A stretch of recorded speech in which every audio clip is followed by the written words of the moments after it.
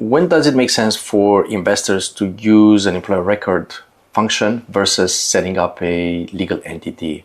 What are some of those triggers that might reflect that investor strategy into leaning towards employer record? Sure.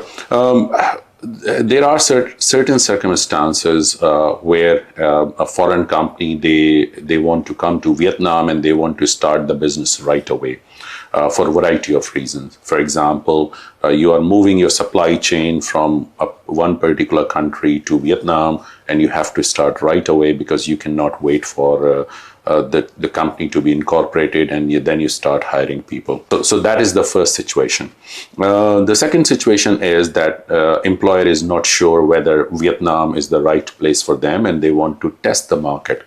And then based on that, they decide that, okay, Vietnam is the right place for them. There are situations where the investors, they don't want to hire more than 1 or 2 employees, or let's say less than 10 employees.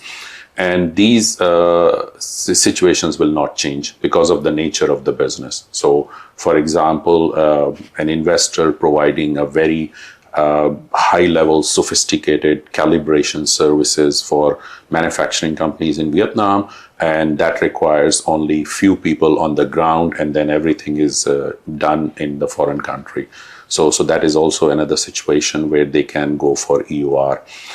In certain circumstances, for example, an airline, they want to have a pilot in Vietnam. That situation will not change significantly, and there will not be, let's say, 200 employees in that situation. So the EOR is the right model.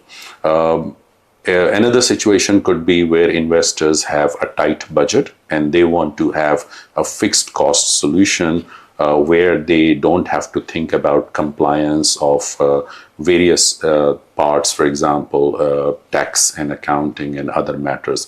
So it really depends on the preferences of the employer. But broadly, we talk about the speed, the flexibility, and controlling the budgets in the short run as well as in the long run.